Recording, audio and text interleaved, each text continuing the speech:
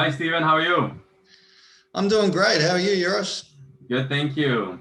Thanks very much for joining me today in our little tactical analysis session. Yeah, no, it's great to be here. Awesome. Yeah, so I sent you a few clips of some point play, and these players are all at about 4.5 level of play, 4.0, 4.5, I'd say. And what the plan is to go through each of the points and get your thoughts on them a little bit as far as positioning goes, shot execution, or anything else that you see. Absolutely. Looking forward to it. Let's do it. All right. Okay, let's do it. You can share your screen with me and we'll dive right into it. Okay. All right. You can see it all right? I can see it great. All right. Let's get to our first point here.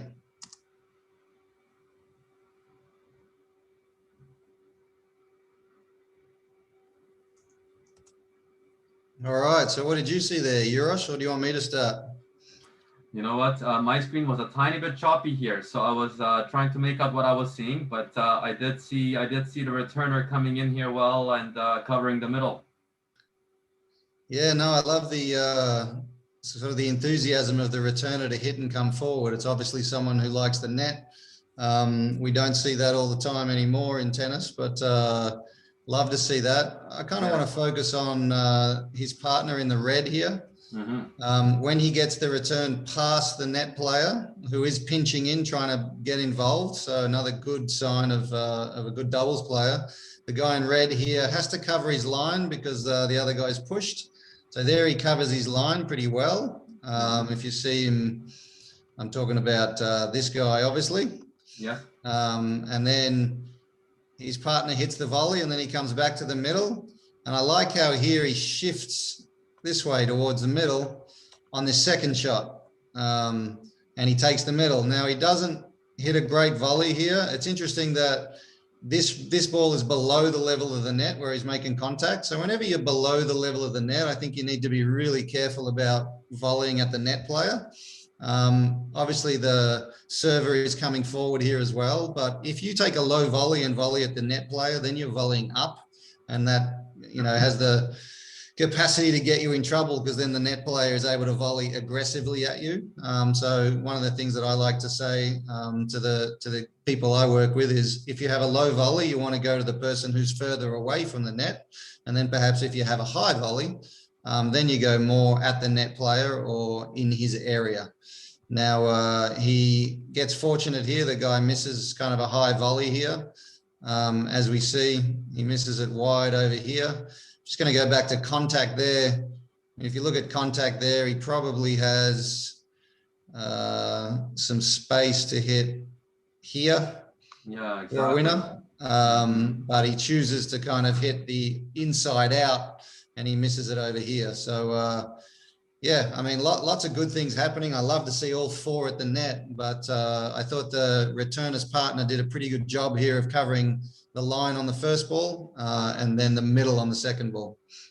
Right, and would you say that he covered that line really well because the return of serve by the player in the white here was pulling the server out wide, and it was a good quality return, so he was... Yeah, absolutely. I mean, just because he went wide didn't mean that he could take middle so much, so he had to kind of cover his line in that situation, especially because the guy in yellow is a bit stretched here. So yeah, very good point there, Uros.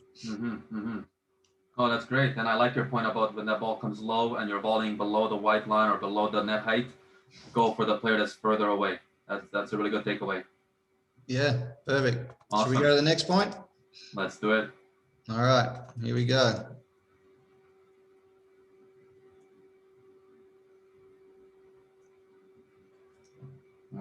Okay. Can you see it okay on your end, Uros? Yep, I can see it. Yep. I'm just going to come into a smaller screen here because I want to highlight this net player. I think there's really something really interesting to see here. Move him out of the way there. Now we'll come back to the big screen. So if we watch the server's partner here, yes, I'm gonna make it go slow and watch how he prepares and split steps for this shot. So if you watch his feet here, in what direction does he go as the return is returning? Backwards.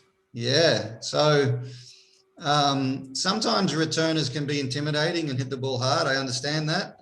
But to me, in those situations, then you want to start a step back and then hold your ground rather than actually be going backwards. Because what happens here is that, we'll look at it again. He splits backwards here, and then the ball actually comes high to him. And to his credit, he reaches and goes to get it. But now he's on a backwards diagonal and he's trying to play an aggressive volley. And that means that he can't hit a very powerful shot, and the guy is able to get it back and continue the point. So in my opinion here, if the service partner here had have been able to split in place or even start another step further back, he could split and go forward for this high backhand volley, and he'd be able to hit this a bit bigger and maybe win the point. As it happens, he doesn't win the point, and the rally goes on. His partner hits the ball down low here pretty well.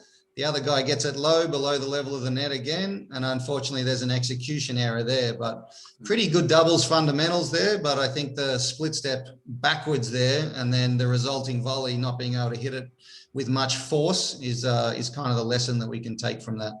Yeah, big time.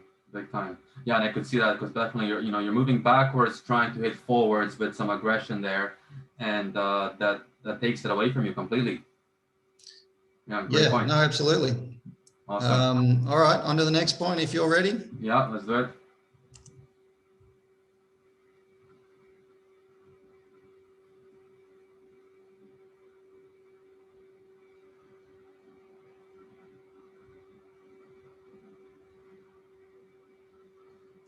What's going on here? There's a bunch of good switches and rearrangements of positioning.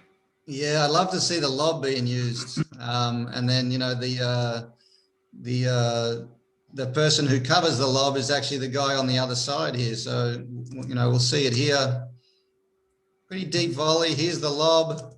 He's able to get over here and get the ball on the full without it bouncing, which I think's pretty key. I am a huge proponent of, if you ask the guys at Virginia Tech where I used to coach, they would tell you, I always used to yell out, on the full, because if he happens to let that ball bounce and he runs all the way back, then the other two take total net position, and the odds are heavily stacked on the other side. But because he's able to take this out of the air, he's able to maintain decent position. The other two haven't gotten so close to the net yet. I don't think that the lob here was a great choice because the other, his opponent here isn't close to the net yet. So if you look at the guy in the blue, he is not close to the net. He's still behind the service line. So anyway, that gives him a smash. Luckily, he has the hands that were good enough to pick that up. Another good shot with hands here.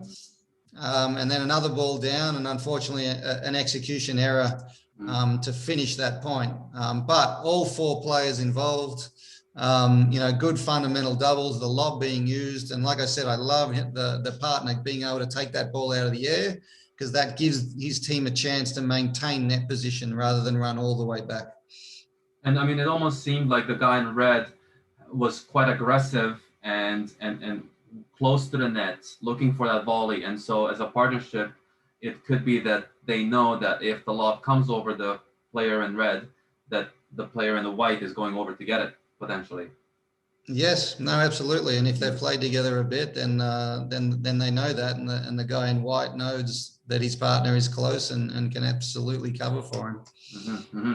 Did you find though that often players that when the point progresses a little bit longer, start moving backwards a little bit more towards the service line to sort of reevaluate their positioning? And I say that in a way where players aren't really sure or confident enough to get in close to the net again after a lob has happened, so they maintain that sort of service line as positioning rather than taking that step in forward and becoming aggressive again. Yes, absolutely. I think that it's a general thing, and I mean at a lot of levels, and I certainly felt it when I played, is we're scared to get lobbed, a little bit like we're scared to get passed down the line.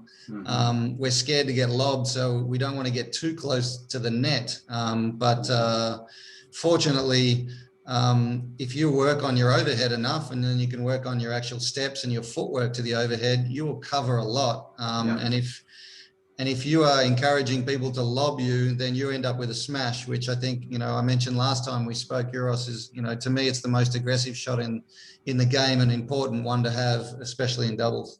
I remember that. That was my big learning curve from the last time we spoke, which was about 6 months ago or so, I think. Yeah, it seems like a while ago now. or longer. Yeah. Sounds good. We can go on to the next point here. That's a good point. Great point. All right, let's play the next point here.